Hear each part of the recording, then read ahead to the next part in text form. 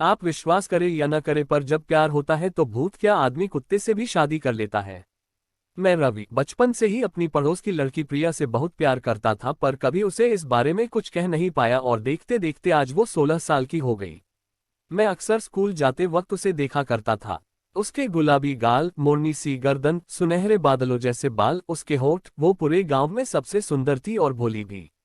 जब वो अपनी सहेलियों के साथ नदी किनारे खेलती और हंसती थी तो मैं उसे रोज छुप कर देखता था। मैं उससे बेइंतहा प्यार करता था पर उसे कभी बोल नहीं पाया। पर हर प्रेम कहानी की तरह मुझे ये नहीं पता था कि मेरी इन खुशियों को जल्द ही नजर लग जाएगी। कहने को तो मैं उन्हें दोस्त कहता था पर पूरा गांव जानता था कि जतिन और उसके दोस्त कितने कमीने लड़के हैं। आए दिन लड़कियों को छेड़ना और लोगों को परेशान करना उनकी फितरत थी। एक दिन मैं नदी किनारे बैठा था तभी पीछे से जतिन और उसकी टोली ने मुझे पकड़ लिया। जतिन बोला, क्या बे रवि, क्या कर रहा है यहाँ पर? मैंने कहा, कुछ नहीं जतिन। तभी जतिन ने कहा कि आज मैंने प्रिया को देखा, बहुत मस्त लग रही थी। ये सुनते ही मेरे शरीर में आग सी लग गई। फिर जतिन बोला, यार मुझे प्रिया चाहिए। बाकी लड़के भी यही कहने लगे। ये सब सुनकर मेरा मगज गर्म हो रहा था। तभी जतिन बोला, रवि तू क्या सोचता है? मैंने लड़खड़ाते हुए जबान से कहा, हो सकता है प्रिया किसी और से प्यार करती हो। जतिन बोला, मैंने सब पता कर लिया है, कोई भी लड़का उसकी जिंदगी में नहीं है। यही सही मौका है, कल मैं प्रिया को अपना बना कर रहूंगा। फिर जतिन जोर से बोला, सुन लो सभी, आज से वो मेरी गर्लफ्रेंड है। ये सुनते ही मेरा दिल टूट सा गया पर मैंने हार नहीं मानी और मैं बोल उठा, जतिन ये गलत बात है। जब तक प्रिया अपनी मर्जी ना दे तू उसे अपनी कैसे कह सकता है? पहले प्रिया हाँ तो कर दे तुझे। मेरी बात सुनते ही सभी लड़के भी यही कहने लगे, जिससे सुनकर जतिन बोला, ठीक है, इसका फैसला हम कल करेंगे। मैं काफी डरा हुआ था कि कल क्या होगा और इसी कारण रात भर सो नहीं पाया। अगली सुबह मैं स्कूल के लिए तैयार हो गया। मैंने मन ही मन फैसला कर लिया कि आज प्रिया को अपने दिल की बात बोलकर ही रहूंगा। जब स्कूल की छुट्टी हुई तो जतिन और उसका दल प्रिया और उसकी सहेलियों के पीछे हो लिया। मैं भी जतिन के पीछे चलने लगा। काफी देर चलने के बाद जब काली कब्रिस्तान आया तो जतिन अचानक से प्रिया के सामने आकर उसे रोकने लगा। मैं ये सब देख रहा था। जतिन ने प्रिया को रोकने का कारण बताया तो जतिन ने उससे सारा हाल कह डाला। तब तक मैं भी वहां आ पहुंचा। मैं प्रिया और जतिन को देख रहा था, प्रिया भी मुझे देखने लगी। तभी प्रिया ने कहा कि मुझे मंजूर है। ये सुनते ही मेरे पैरों तले जमीन खिसक गई। मेरा सब कुछ लूट गया। क्या मेरे बचपन का प्यार लूट जाएगा? तभी प्रिया बोली कि मेरी एक शर्त है और अगर तुम वो पूरी कर सके तो मैं तुम्हारी। जतिन बोला, मैं कुछ भी कर सकता हूं। तब प्रिया बोली कि तुम्हें कुछ लाना होगा। जतिन ने कहा, क्या लाना है? प्रिया बोली, सामने काली कब्रिस्तान है, ठीक रात 12 बजे तुम्हें वहां से एक लेटर लाना है और अगर वो लेटर तुम ले आए तो मैं तुम्हारी। मैं और जतिन दोनों ने ये बात सुनी। फिर ये सुनते ही जतिन का चेहरा सफेद पड़ गया।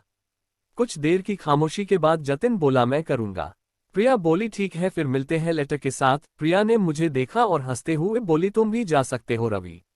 जतिन बोला, ये क्या लाएगा? प्रिया, देखना मैं ही वो लेटर लाऊंगा तुम्हारे लिए।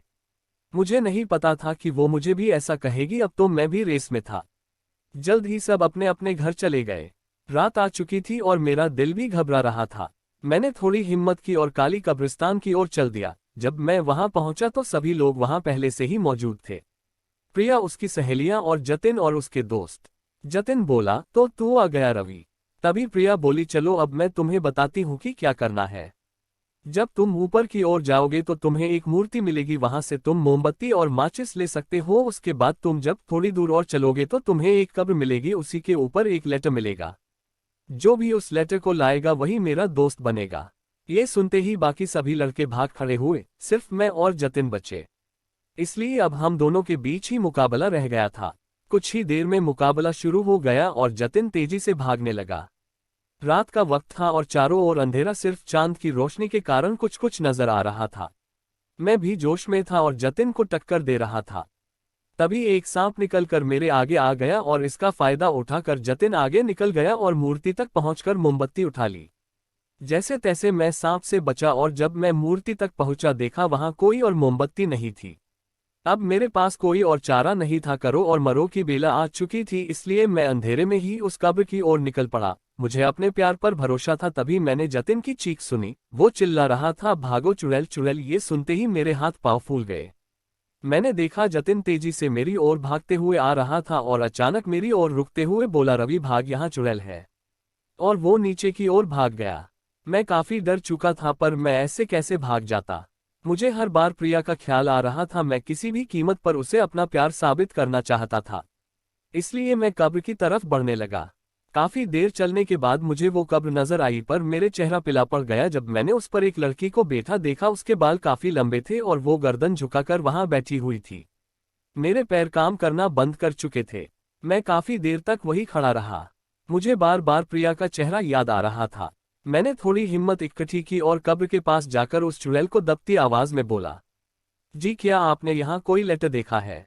चुड़ैल कुछ नहीं बोली। मैंने अपनी बात फिर दोहराई, पर इस बार उसने पास आने का इशारा किया। मैं डरते डरते उसके पास पहुंचा।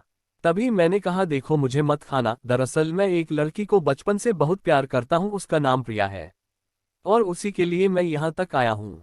तभी चुड़ैल ने कहा, तो अब तक मुझे बताया क्यों नहीं?